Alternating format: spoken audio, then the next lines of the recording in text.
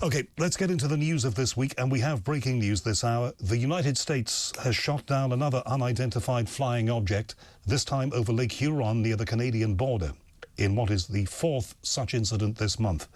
It was downed by Air Force and National Guard pilots on Sunday, Michigan Congresswoman Elisa Slotkin said.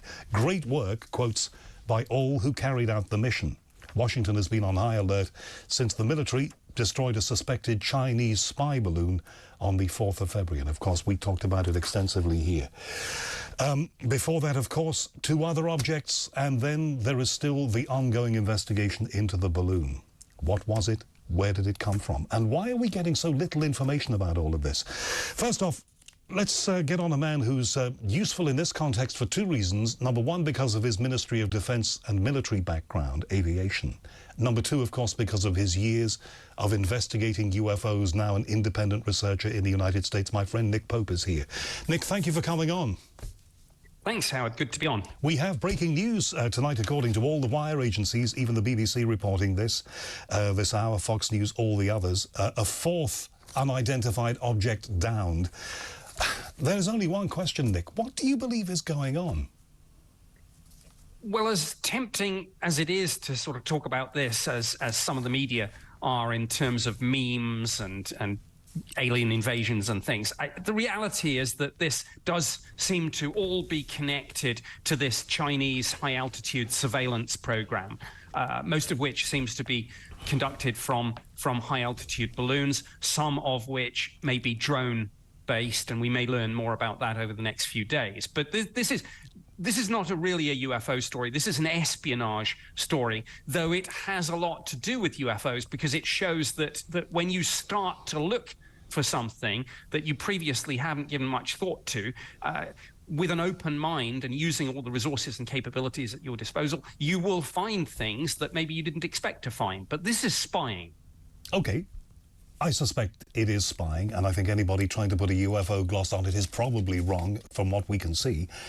Although we're not seeing very much at the moment because we're not being told very much. There were certain aspects, though, weren't there, of this particular style of, if you want to call it craft, object, whatever it might be.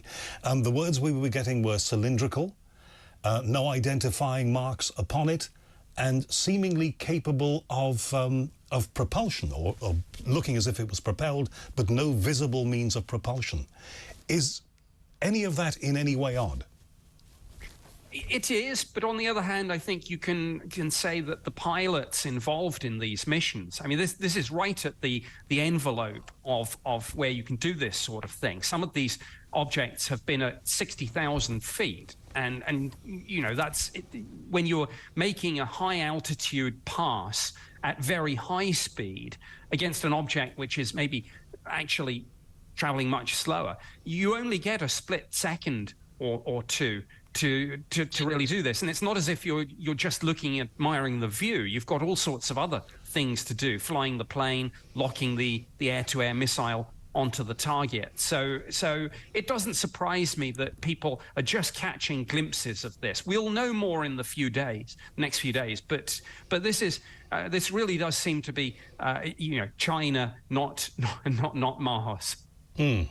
Well, I'm with you on that. I'm suspecting that is what we are going to discover.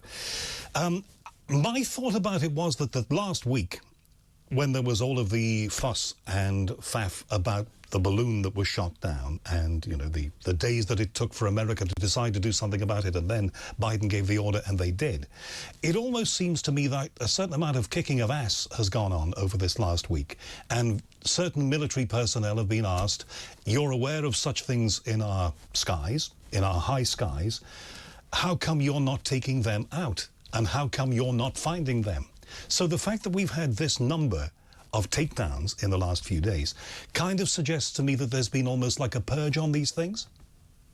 Yes, I think so. I mean, several points there. Firstly, if you go back to the assessment of UAP that has been published, in fact, we've had two now, of course, it always said that there were multiple explanations for these things in our airspace. And clearly what we're seeing now is some of that is drones, and some of that is these high-altitude surveillance balloons. I think the other point is that you don't necessarily always want to respond straight away, because then you tell the opposition, or they can work it out, how good your surveillance system is, how quickly you can get your jets out. So what you want to do is vary your response. But yes, you're quite right. The question is, have we been missing a trick here? And let's not kid ourselves. The balloon sounds low tech, but the real point here is the signals intelligence array that these things carry. And by some of the declassified information that we're beginning to receive about this, it seems that these things could do two things. Firstly, they could locate communications devices over the continental United States, but much more seriously, they could then intercept calls made on those devices. Right, so they could be actually monitoring communications in various strategic places. We don't know how long this has been going on for. I suspect we're going to find out a long time. And it would strike me, Nick, and again, I'm looking really for your MOD experience here, that when we get to know the full extent of this, and when we get to know some of the history about this, the fact that it might have been going on for quite some time, do you think this is going to shake people's confidence in the safety and security of the United States? You live there. Yes, I think people will be saying, how secure are our skies? And if an adversary can fly anything into our airspace, apparently, for some time maybe without being detected, and we don't know the full ins and outs of this. Of course, some people are saying, what about the nightmare scenario of something bringing chemical or biological weapons? Or what about something detonating a nuclear device at high altitude so that the electromagnetic pulse then takes down the grid? So, yeah, there are a lot of hard questions being asked in Washington right now, and rightly so. And not a lot of answers for the media. I mean, this is not about tonight's breaking news. This is about the one that was shot down over Alaska. This is a man called John Kirby, who is basically as you will know, ex-US Navy. He is coordinator for strategic communications at the National Security Council. This was part of a news briefing that he gave. We do expect to be able to recover the debris since it fell not only within our territorial space, but on what we believe is frozen water. So a recovery effort will be made, and we're hopeful that it'll be successful, and then we can learn a little bit more about it. In other words, you could play that for any of these instances. I think they're going to scoop the bits up and take a look at what might be there, then decide what they can tell us. Yeah, very much so. The first one, the one that's been clearly identified as a balloon, the debris fell in about 47 feet of water, which is a fairly easy dive. So that should be fine. I mean, obviously, if you destroy something at 60,000 feet, it doesn't necessarily fall, straight down. There are winds, and particularly if something's being blown up, it's maybe gone into smaller parts. So it's not quite as easy and straightforward as it sounds. But we'll be learning more about this over the next few days. And now what the media and the public are necessarily told is not going to be everything, of course, because we don't necessarily want to let on to the Chinese or whoever else it might be just how much we have learned. So to an extent, I understand that information is coming out just a little bit at a time, because you want to keep the opposition guessing. Well, I can understand the strategic value of that. I don't know how that will play with the public, but I get that. One very quick thing, Nick. I read a report on one wire agency earlier today, I haven't seen it in other places, that the Chinese are monitoring something that may have come from somewhere else, maybe America, in their skies, and are considering whether to shoot it down. Is there any credence to be given to that?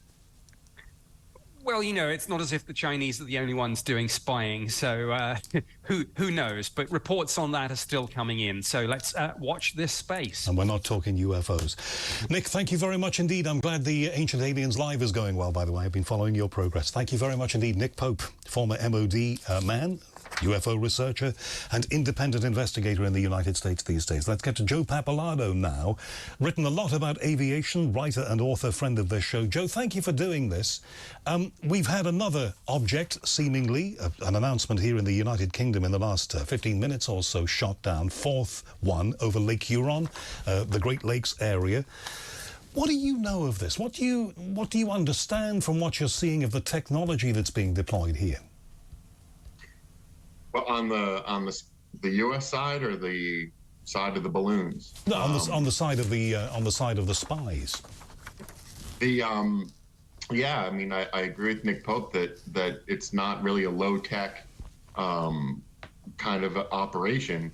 It could be particularly high tech, especially since it's effective and it's cost effective. You know, we're talking about, I don't know how many objects are being released, but it's $500,000 to, you know, every time we shoot one down. At the very least, that's just for the missile. So, you know, you start thinking scaling up. What are we revealing in terms of capabilities? What are we revealing in terms of gaps in our air coverage? There'll be a lot of questions being asked over this. And I think what we're seeing is the result of a policy change. Look for them and shoot them down. I think that we being the United States and the public even knew something was going on when the Pentagon revised their UFO/UAP strategy and encouraged pilots to report these things.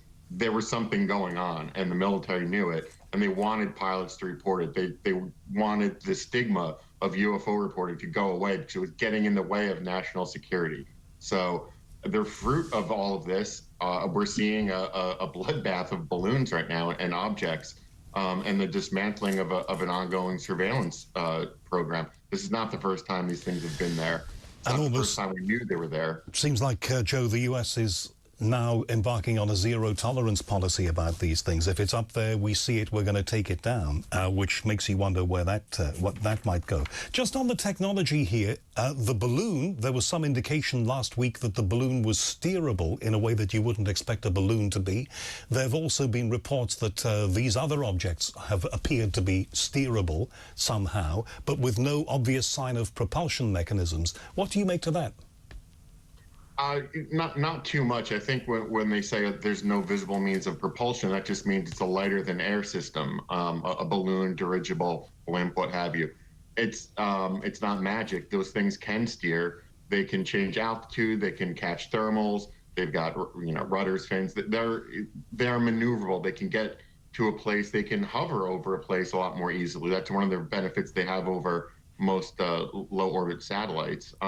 So they can steer, but they have no propulsion. That's even a hot air balloon, you could say that about if you take into account true, if you use the proper techniques of using the air currents and thermals, like you say. Last question. This would suggest that if China is doing all of this, and you know that has not been confirmed at this point, but if China is behind all of this, that would suggest that they have a massive operation of this kind, and these devices are reporting back to some kind of master control in China. Yeah, the Chinese military. I'm pretty firmly in the camp that would label them as suspect number one. And yeah, an intelligence collection campaign like this wouldn't just be looking for signals or you know, gaps willy-nilly. It would be part of a campaign. Let's look for this signal in particular. Let's say you're flying over Montana. Maybe you're picking up the cell phone transmissions from the crews going to and from ICBM silos or something. There'd be something very specific that they'd be looking for. It wouldn't just be testing it. You don't test new technology in the field over your adversary. You just don't. So this has been going on for a while. It's an advanced program. Well, isn't that interesting? Joe Pappalardo, thank you for your time. Before that, of course, Nick Pope. This is The Unexplained from TalkTV.